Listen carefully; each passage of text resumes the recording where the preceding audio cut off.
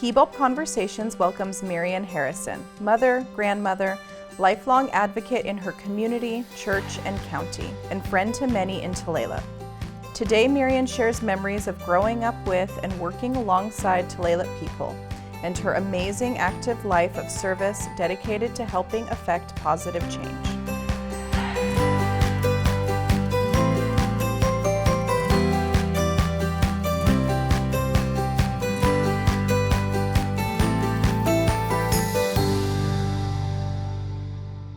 Hello, welcome to Hibulb Conversations. I'm Mytyl Hernandez, and with us today is Marian Harrison. Welcome. Thank you. Yeah, thank you so much for joining us today. Thank you for inviting me. I'd love to start by getting to know you a little bit. Can you tell us where you were born and raised? I was born in Everett, Washington, so I didn't get far. Okay. My mother moved to Arlington, way out on the Jordan Road, 7 miles out toward Granite Falls, they say, when I was 18 months old. And we had a 62-acre farm. Oh my gosh. And we stayed there until I was in the 4th grade when we moved to North Marysville. And we lived down where the gas plant is now, on the frontage road, that big house that sat on the corner there. We lived in that house for 10 years on the Leroy Henry farm. And there was 80 acres there. Wow. And we had cows and pigs and a huge garden, and we raised our own hay and all kinds of things there. Can you tell me about your parents? My mother came to Everett as a bride from Illinois. She was raised in Normal, Illinois, where the college is, and they were family helped to found that college there. And it's Illinois State University today. And she came out here and she married my father, I guess, in Chicago, and came to Everett where he lived. And my father's family was from slavery in South Carolina, and my great-grandmother owned a store in Everett. Wow. And my mother and father lived on State Street. And don't ask me how they got to the farm in Arlington, because I don't know. And there was a I had an older brother, and then I had a baby brother, and the marriage went up in smoke, but mother stayed on the farm. Okay. And so we were there for at least 8 years that I know of. And so my first time remembering going to school in Marysville, I was in the 4th grade. And so we stayed there until I graduated from high school. And I used to pick strawberries at Lifer's Strawberry Farm. I understand that your family has been described as a colorful quilt. Can you tell me a little bit about that? Well, yes. First of all, I would say that my oldest son, I don't know what his wife's nationality was, but he didn't marry a black person. And my oldest daughter, her husband was a very well-known musician in Seattle, Roger Philgo. And then my second daughter, she married a fellow from Texas, and he was Caucasian. And then my son Thomas's wife is Mexican with a German father, and then my daughter Vana, her husband is pure Norwegian on both sides of the family, and they have 3 sons. And then I have Teresa, whose husband was German and Native American, and then I have Beth. Beth's husband was a musician, a very temperamental little guy, and his family was French, Duval, but not, his father was Robert Duval, but not the actor. Oh. And his father did the Bellevue Community Band. He had been a band teacher in the Bellevue School District. So that's all these different nationalities in my family. That's wonderful, like a big melting pot. Yeah. You mentioned that you started in Marysville School in 4th grade. What other schools did you go to? Well, in the 7th grade, my mother sent us off to Catholic school. Okay. And so I went there to the 10th grade because it didn't go any farther. Oh, yeah. And so I came back to Marysville and I graduated in 1949. And what was it like going to Marysville High School at that time? Just one of the kids. Yeah. We didn't have any troubles in the school, and it was a very multicultural society at the school. Yeah. Nobody was picked on, and nobody was called names, and all the rest of it. I mean, it was just school. I didn't get to do too much at school because farm work was always waiting, so you had to get home to feed and water chickens. My mother raised 1,000 laying hens and 500 broody chickens to go to market, and so those chickens had to be fed and watered. I had to feed and water 500 chickens every morning before I went to school. That is no easy task. No, and water had to be bucket and rope out of the well because there was no running water. Yeah. Did you ever have any chickens in your adult life? Oh yes, I had chickens because I had 20 acres out north of Arlington. Oh my goodness. Yeah, I had chickens and I had pigs and we had rabbits and we had one cow and we had a bull at one time. So what did you do after high school? Well, I called myself going to the University of Washington because I had a small little scholarship, and that didn't work out. And I got married, and my husband was in the service. And this is strange because he was from Marysville, Ohio, and I was from Marysville, Washington. That's funny. And so I was pregnant when he got sent overseas for the Korean War, and he's been missing for 73 years. Oh my goodness. Yes. That's tragic. Yeah. So years later, I got married again, and there was 7 kids altogether. I've heard that you worked for the Arlington School District. Oh, yes. I was a trained teacher aide, and I was hired at the Arlington School District, and I think I was the first trained teacher aide they ever had there because the rest of them were just 8th grade or high school educated people and earned no money. We still didn't earn much money, but I transferred from being a teacher aide to the custodial staff, which made a man's salary because I had kids to raise, and my marriage had disappeared. And so I worked at school altogether for 22 years. As a single mom of 7 children? Yes. Wow. And I belonged to the bargaining unit, and I got to go out and write a bill for the classified people for the state. And I stayed with them until I am a what do you call it, a senior member, you know. And then out of all of that, I became the political junkie, you know. And I also got to work at the Senate. I cannot wait to hear more about that. We're going to take a quick break, and we'll be back with more Hibulb Conversations.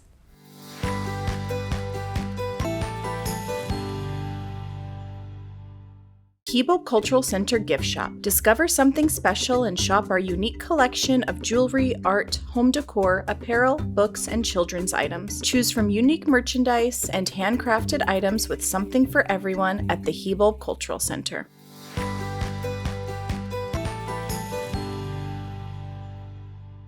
Welcome back to Hibulb Conversations. Today we're here with Marian Harrison, a longtime Snohomish County resident, leader, and activist. Welcome back, Marian. Yeah. Thank you so much again for being here with us. Can you tell us a little bit about how you got started and involved in your community? Oh my. I'm at the high school working as a teacher aide. A neighbor of mine worked at the school also. She was involved with the bargaining unit. She said, "We need an aide representative at the high school." Well, that was a classification of people. Yeah.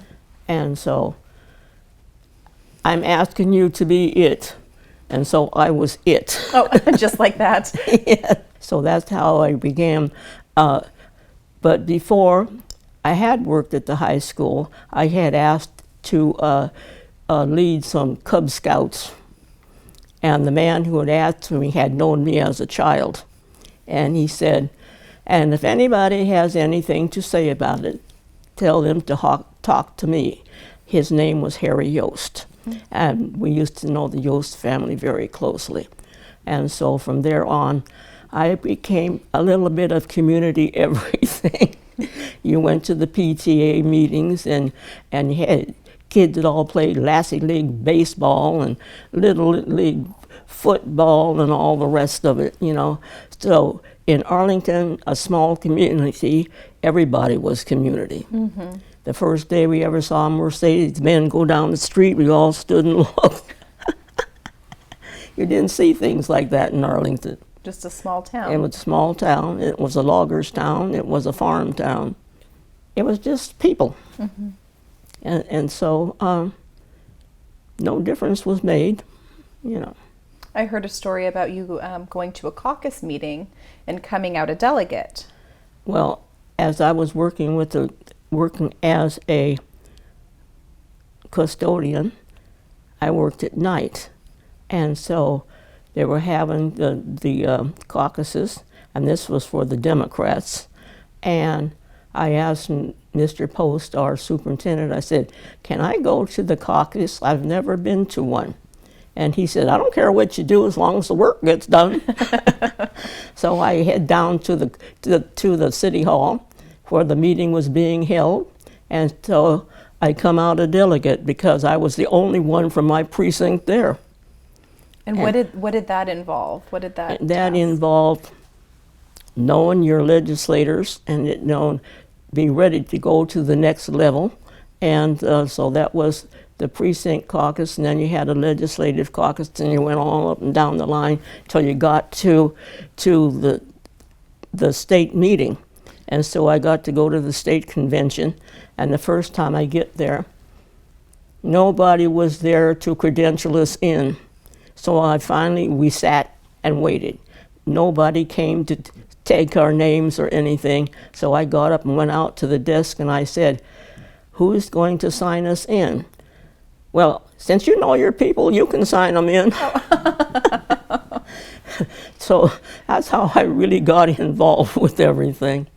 Were you always involved or interested in politics, or just something that developed over time? No, not really, because I was too busy with kids. Mm-hmm. Kids were my life at that time, you know. But after I finally went to my first meeting, and it was with the 10th District Democrats way up in Cedar Woolley. Mm. And so then the next meeting was at Mary Margaret Haugen's house, and you probably know the lady who wrote the Growth Management Act. That was Mary Margaret on Camano Island.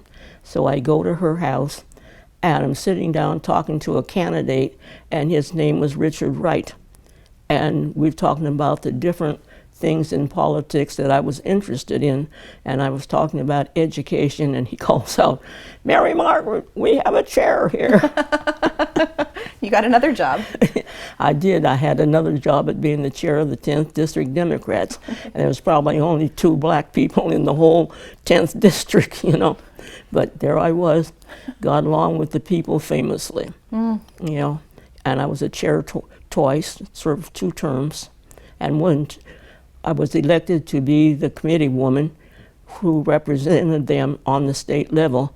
But then I didn't get to be the committee woman because John McCoy and I got transferred into the 38th District in the redistricting, because we went to the meetings to see what it was all about and testified there, and we are the ones that got shoved south. And so he became the candidate in the 38th District, because he had run in the 10th District before. And he became a candidate in the 38th, so he won the seat and I won the chairmanship. And is that how you met John then? No, I had met John before at a fundraiser at Skagit Community College. Oh, okay. Yeah. So like I say, we both went to the redistricting meeting. Sometimes we went together. We testified. But yeah, that's how I first met John. And when John ran for office, of course, we're all out there helping him as much as we could, you know. And so we remained friends until his death. Yes. And that was a hard thing to take. I'm sure it was. Yes. Yeah, it seemed to have happened very suddenly. As your work in activism and appointments grew, can you talk about some of the projects or platforms that you were part of? Oh my goodness, I've worked on so many things. With the politics, I bet you I helped campaign in about 32 different campaigns of people. And I was, as the chair, we did the caucuses. I used to hold a caucus down at Tulalip Elementary and over at Heritage High School. Wow. So I ran those things. I worked many years at the polls in Allen Creek Elementary School doing the elections. And I have, oh my goodness, all the things I have done. I've worked with Lisa Powers on the health and for the out-of-home placements of kids. And I have worked with Kathy Munger and Dorothy Deborah Parker with the Health and Safety Network and all the people from Tulalip under the Family Policy Council of the state. And then they disbanded us all. And so we worked for 20 years together, and it was hard to lose. Yeah. Because we started Cocoon House and a whole lot of things, you know. But just some of the things I've done. And like I said, I worked at the Retirement Advisory Commission, and I worked in the Senate at the legislature. And so, that's a few things I've done. I heard that you worked with the Obama platform. Oh, Gad. I worked in the office for Obama maybe 10, 12 hours a day. Yeah. Yeah.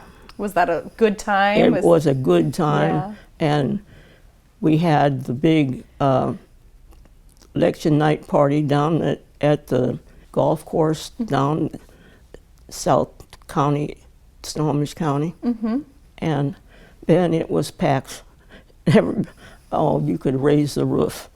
And out of all of that, I got to go to the National Convention. You did? As a delegate, yes. Can you tell me about that? Oh, it was in Charlotte, North Carolina, a place where it rained every day. And you're from here. That's saying a lot. But the thing about it, he had this thing that said, fire up, and everybody would yell out, ready to go. And thousands of people in this audit. It was in Lake Forest University gymnasium is where it was held. And somebody from way across the gym would holler out, fired up, and everybody would just roar, ready to go, you know. That's amazing. And when you saw people on stage, everybody was represented there, from the disabled to the gay to the elderly to everybody, the veterans, everybody was represented. Because when the Republicans had their convention, they didn't let everybody on stage, you know. And so it was wonderful. And of course, the Washingtonians, they got so raucous that they were told to quiet down. And there was Jesse Jackson going up and down the aisle trying to find the seat, and nobody would let him sit down because he wasn't a regular delegate, and he was just come to the convention, I guess, and I don't know where he ever finally got a seat. I'm sure somebody gave him a seat. I didn't give him mine. No. What an experience that must have been. It was wonderful. So are you working on any projects right now? Oh, Gad, I have my nose into the 38th district, and I have supposed to be working with the seniors and being sure that seniors get a chance to vote. And I'll just leave it at that. Okay. Any environmental issues you're working on? Oh, I have worked with them through the League of Women Voters. I got to say that I'm a League of Women voter. and we worked with Julia Gold on the water issues of the surface water management, and we did a big study on that. And I was chair of the North Unit in Arlington, and so I worked with Julia Gold for a number of years. She's wonderful. yes, she is. Thank you so much for sharing with us. We're going to take a short break, and we'll be back with more Hibulb Conversations.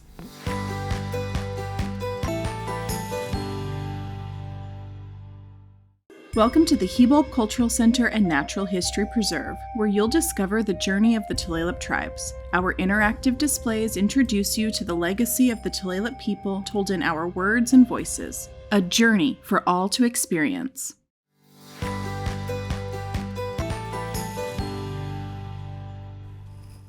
Welcome back to Hibulb Conversations. Today we are so happy to have Marian Harrison with us.